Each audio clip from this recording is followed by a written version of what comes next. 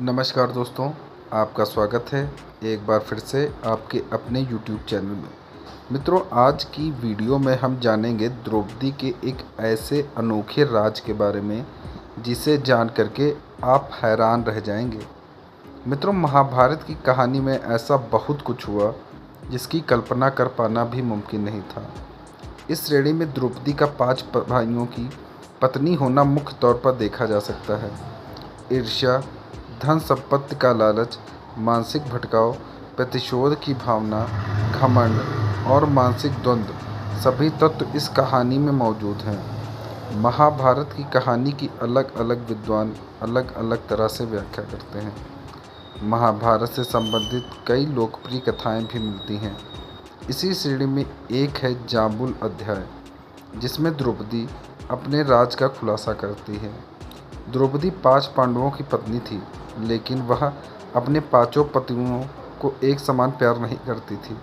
वह सबसे ज़्यादा अर्जुन से प्रेम करती थी, लेकिन दूसरी तरफ अर्जुन द्रौपदी को वह प्यार नहीं दे पाए क्योंकि वह कृष्ण की बहन सुभद्रा से सबसे ज़्यादा प्यार करते थे। एक प्रचलित कथानक के मुताबिक पांडवों के निर्वासन के 12वें वर्ष के दौरान द्रौपदी ने एक पेड़ पर पके हुए जामुनों का गुच्छा लटकते देखा।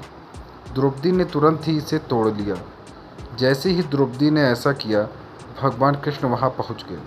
भगवान श्री कृष्ण ने बताया कि इसी फल से एक साधु अपने 12 साल का उपवास तोड़ने वाले थे। द्रौपदी ने फल तोड़ लिया था, जिससे पांडव साधु के कोप का शिकार हो सकते थे। यह सुनकर पांडवों ने श्री कृष्ण से गुहार लगी। भगवान श्री कृष्ण ने कहा, इसके लिए पांडवों को पेड़ के नीचे जाकर केवल सच वचन बोलने होंगे। भगवान कृष्ण ने फल को पेड़ के नीचे रख दिया और कहा कि अब हर किसी को अपने सारे राज खोलने होंगे। अगर हर कोई ऐसा करेगा तो फल ऊपर पेड़ पर वापस लग जाएंगे और पांडव साधु के प्रकोप से बच जाएंगे। मित्रों, सबसे पहले श्री कृष्ण ने युधिष्ठिर को बुलाया। युधिष्ठिर ने कहा कि दुनिया में सत्य, ईमानदारी, सहिष्णुता का प्रचार होना चाहिए, जबकि बेईमानी और दुष्टता का सर्वनाश होना चाहिए। युधिष्ठिर ने पांडवों के साथ हुए सभी बुरे घटनाक्रमों के लिए द्रौपदी को जिम्मेदार ठहराया। युधिष्ठिर के सत्य वचन कहने के बाद फल जमीन से 2 फीट ऊपर आ गया। अब श्री कृष्ण ने भीम से बोलने के लिए कहा। साथ ही श्री कृष्ण ने भीम को चेतावनी दी कि अगर तुमने झूठ बोला तो फल जलकर राख हो जाएगा। भीम ने सबके सामने स्वीकार किया। खाना, लड़ाई, नींद और संभोग के प्रति उनकी आसक्ति कभी कम नहीं होती। भीम ने कहा, वह धृतराष्ट्र के सभी पुत्रों को मार देंगे। युधिष्ठिर के प्रति उनके मन में बहुत श्रद्धा है, लेकिन जो भी उससे गधे में प्रताड़ित करना चाहता है या उसके गधे का अपमान करेगा, वह उसे मृत्यु के घाट उतार देगा। इसके बाद फल 2 फीट और ऊपर चला गया। अब अर्जुन की बारी थी। अर्जुन ने कहा कि प्रतिष्ठा और प्रसिद्धि मेरी जिंदगी में मुझे सबसे ज़्यादा प्रिय है। जब तक मैं युद्ध में कर्ण को मार नहीं दूंगा, तब तक मेरे जीवन का उद्देश्य पूरा नहीं होगा।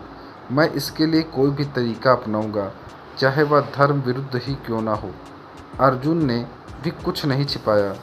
अर्जुन के बाद नकुल और सहदेव ने भी कोई रहस्य न छिपाते हुए सब सच सच कह दिया। अब केवल द्रौपदी बची थी।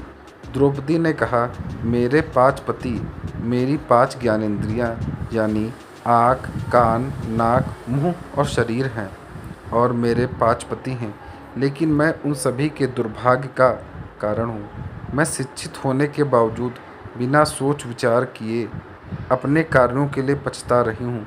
लेकिन द्रौपदी के यह सब बोलने के बाद भी फल ऊपर नहीं गया। तब श्री कृष्ण ने कहा, द्रौपदी कोई रहस्य छिपा रही है। तब द्रौपदी ने अपने पतियों की तरफ देखते हुए कहा, मैं आप 5 से प्यार करती हूँ, लेकिन मैं किसी 6वें पुरुष से भी प्यार करती हूँ। मैं कर्ण से प्यार करती हूँ। जात की वजह से उससे विवाह नहीं करने का मुझे अब पछतावा हो रहा है। अगर मैंने कर्ण से विवाह किया होता तो शायद मुझे इतने दुख कभी नहीं झेलने पड़ते। तब शायद मुझे इस तरह के कड़वे अनुभवों से होकर नहीं गुजरना पड़ता। यह सुनकर पांचों पांडव हैरान रह गए, लेकिन किसी ने कुछ नहीं कहा। द्रौपदी के सारे रहस्य खोलने के बाद श्री कृष्ण के कहे अनुसार फल वापस पेड़ पर पहुंच गया। इस घटना के बाद से पांडवों को यह एहसास हुआ कि 5 बहादुर पतियों के होने के बावजूद वह अपनी पत्नी की ज़रूरत के समय रक्षा करने नहीं पहुँचे। जब द्रौपदी को उनकी सबसे ज़्यादा ज़रूरत थी तो वे कभी उसके साथ खड़े नहीं हुए। इस पौराणिक कहानी का एक निहितार्थ यह भी हो सकता है कि हर किसी के कुछ राज होते हैं जिन्हें वह खुद तक सीमित रखता है। कई बार ये राज अपनों को चोट पहुंचाने के डर से छिपा कर रखे जाते हैं, लेकिन जब हमारे जीवन में कोई समस्या इस प्रकार आ जाती है कि जिसका निस्तारण हम बिना उस राज को खोले नहीं कर सकते, तो ये राज हमारे अपनों के समक्ष प्रस्तुत हो जाते हैं। यही कुछ हुआ द्रौपदी के साथ, और इसी राज की वजह से पता चला कि द्रौपदी कर्ण से प्रेम करती थी। मित्रों, आपको आज की वीडियो कैसी लगी कमेंट बॉक्स में अवश्य बताएं। धन्यवाद।